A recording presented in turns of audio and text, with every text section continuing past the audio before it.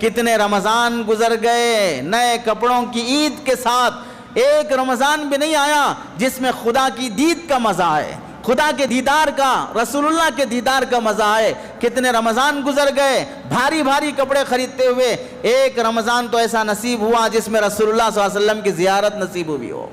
ایک رمضان تو ایسا ہوا جس میں صحابہ کی زیارت نصیب ہوئی ہو۔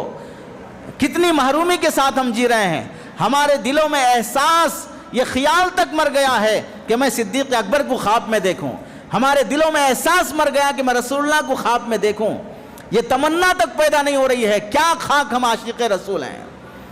جوکروں کی طرح جوک بکتے ہوئے پوری کھاؤ، کھیر کھاؤ، بتاسے کھاؤ، فلاں کھاؤ، یہ سب کھلاتے رہیں گے، پوری چہرے کی بے نوری کے ساتھ، پوری منحوسیت کے ساتھ لوگوں کو اس بدعتوں کی طرف دعوت دیتے رہیں گے۔ ایک بات قوم میں یہ پیدا نہیں ہو پاتی ہے کہ میں اس رمضان عہد کروں گا 5 لاکھ درود شریف پڑھنے کا، کثرت سے درود پڑھ کے عید کا چاند دیکھنے سے پہلے میں کائنات کے چاند کا دیدار کر لوں گا، رسول اللہ کی زیارت کر لوں گا۔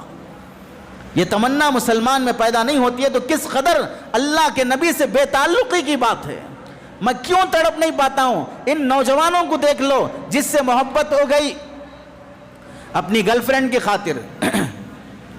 ایک بار ویڈیو کال کرو، ایک بار کرو بس ویڈیو کال، کچھ بھی نکو دکھاؤ، خالی چہرہ دکھاؤ، بس ایسی گھٹیا حرکت کرتے رہتے ہیں۔ جس سے پیار ہو گیا اس لیلا کو دیکھے بغیر جی نہیں پاتا ہے، باپ سے لڑ رہا ہے، ماں سے لڑ رہا ہے، خاندان سے لڑ رہا ہے، حیوانیت کی زندگی جی رہا ہے۔ وہ نبی جس کے صدقے میں ہم زندہ ہیں، وہ نبی جس کے صدقے سے ہم مومن ہیں، جن کے صدقے سے مرنے کے بعد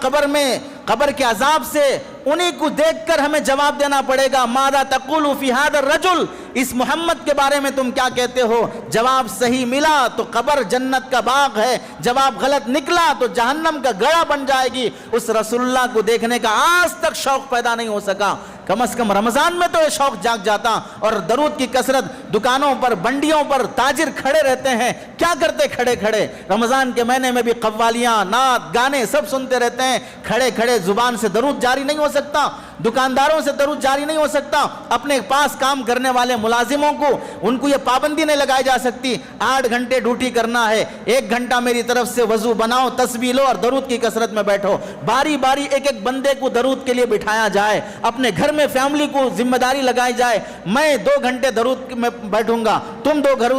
گھنٹے درود کے لیے بیٹھو، ایک بندہ 1 گھنٹہ درود کا اہتمام کرے، ایک بندہ 1 گھنٹہ تلاوت کا اہتمام کرے، کیا نورانی ماحول ہوگا۔